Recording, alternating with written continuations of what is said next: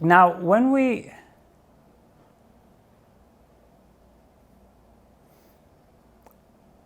talk about the journey of the soul, there are three main stages, and these are really three main stages because it is a sort of a brief history of the soul. The first stage is the stage of separation. Separation means the time, the point in which I will call it the divine being for the purpose of our explanation. The divine being separated itself, distinguished, made sort of distinctions within its own self, within its own infinite light.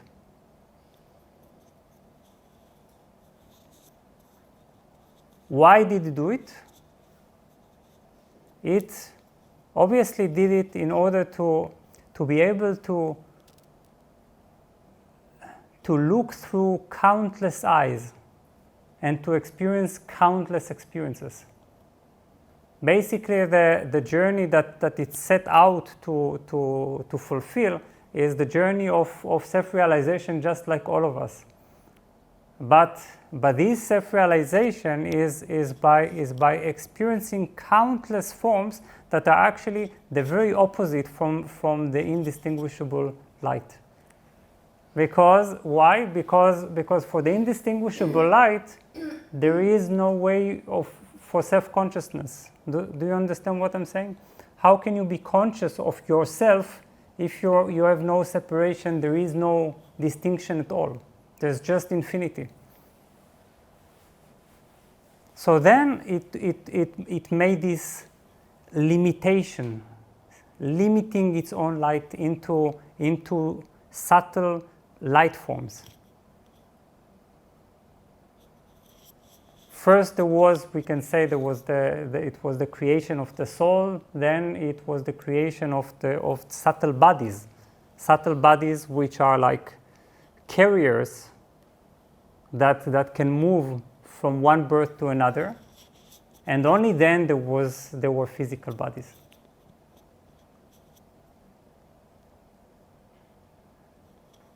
Now, in this sense, we can say that the journey of the soul is not really your journey.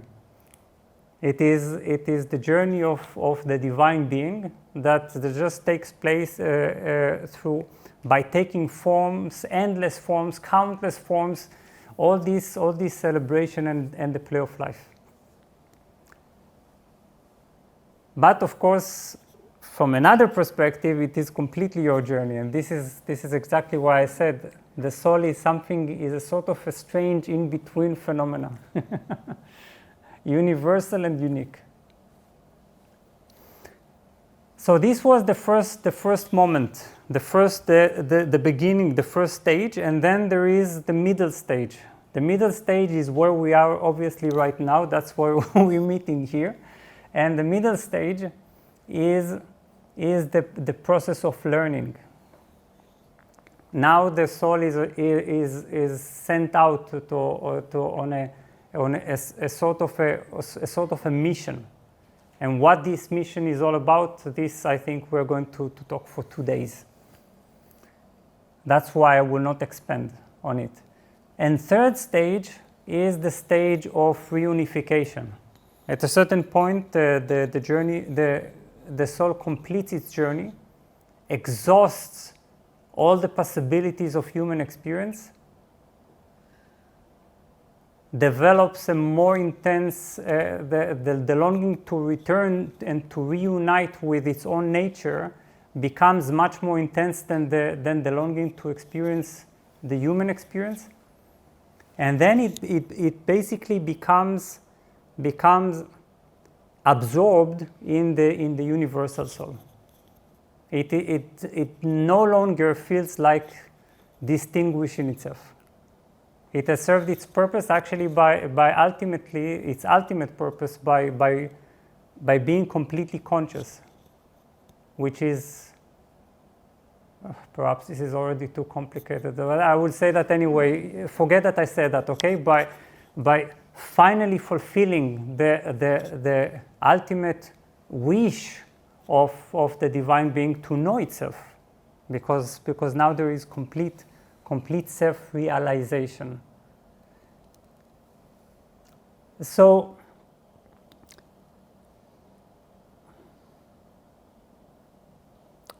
for the soul, the human experience is a sort of an adventure. This is what it is. It's like you are at home, and then you take a bag and you go on a journey or an adventure. And in this sense, we can say that the soul is that part, that unit of the divine being that undergoes the myriad experiences, the different human experiences, or any other forms of life, or life for that matter. There are plenty of forms of life. So the soul is this part that is actually going through the experience, and that we can say brings back home impressions and learning.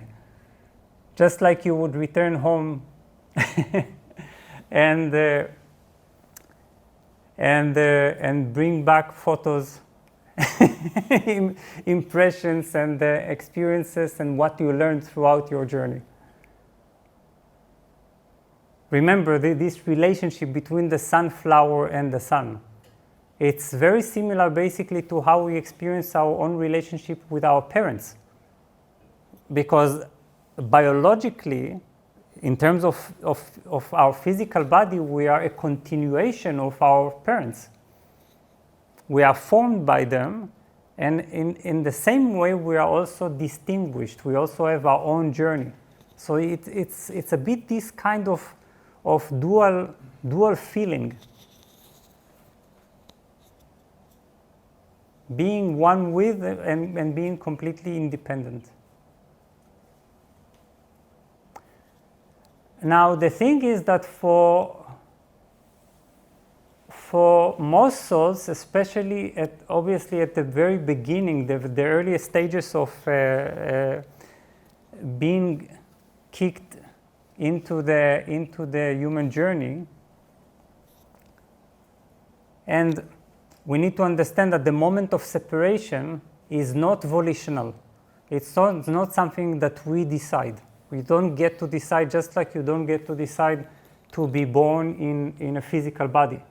Or do you remember that you came and told your parents that it is time? Probably not. We are just finding ourselves suddenly separate out of the womb. In the very same way we found ourselves as souls. So at the very beginning is so filled with forgetfulness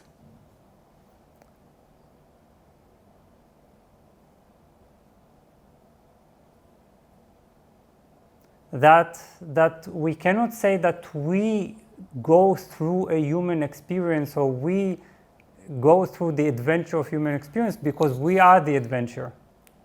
Do you understand? There is complete association of ourselves and the adventure, where there is no traveler in this sense. We forget ourselves in the experience.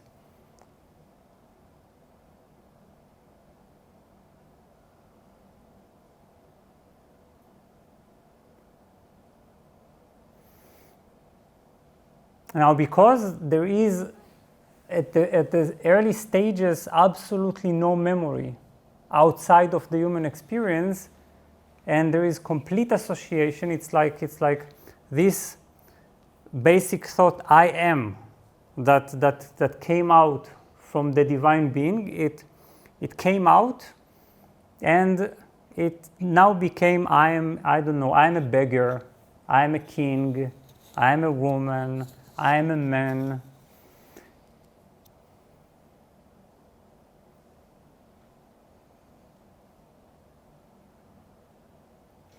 This complete association, together with the complete absence of any remembrance, began the process of reincarnation. Do you understand? this is quite inevitable because identification becomes the driving force, and with the identification also comes appears desire. Desire, don't think about it in such a terrible way. But desire, you can say it is the driving force that makes us keep reincarnating. We return and return and return by the sheer power of desire. In this sense, reincarnation is both positive and negative. It is positive because, of course, it is a divine learning. How can we say that learning is learning of the divine being itself is less than perfect and beautiful? At the same time, it is negative because what begins to move us from one birth to another quite automatically and completely unconsciously is desire. And what is this desire? Is that with every human experience we go through, we feel that there are certain uncompleted elements of the human experience that we still want to experience. It's like we think, oh, I wish I could, I wish I had, I wish I knew, I wish I felt, I wish I experienced, and so on and so on. And these all wishes,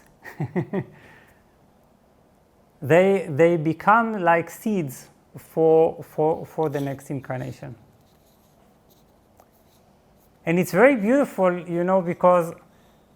because we, even though it is often very difficult, we go through sometimes unbelievably hard incarnations. When it comes to the point of rebirth, we forget all the bad stuff. That's the very strange thing. Perhaps it's not so strange. I don't know if it happened to you as humans, not as souls, that you had very difficult relationship, and still when it ends, you have suddenly the longing for the beautiful parts. There were perhaps brief moments of beauty and joy, and this is all you remember. Sometimes this makes it possible for instance, for a mother that went through really, really difficult labor pains to actually wish to give birth once again. All the memory of the labor pains is wiped away, all the difficulty, and only the image of the birth giving, the joy of that moment is remembered. So we have a sort of, we filter out all the difficult memories, and we only remember the pleasures, the beauty, the sunset, the hugs, a caress, the food, taste and fragrance, and so on and so on.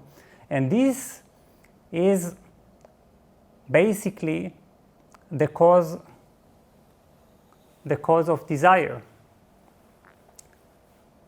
We feel that there are incomplete parts in the human experience that call us again and again. Now, this journey is not linear. Sometimes we think of the journey of the soul as if it is a perfect graduation, like in a school, that you go from the first class to second class and so on in a very linear way. So we start forgetful, then we move, we mature, then we complete it. But actually, in the very same way that our human journey In our human journey, we experience all the time that our learning is moving very rapidly from one realm to another, right? It is not so orderly. It is not that you now learn about love, and then, I don't know, you learn about letting go or self-fulfillment and so on in an exact order. You keep bouncing from one field of learning to another. In the very same way, the journey simply follows the desire. Near the end of each life, we feel that there are some certain aspects that are incomplete, and then we move on.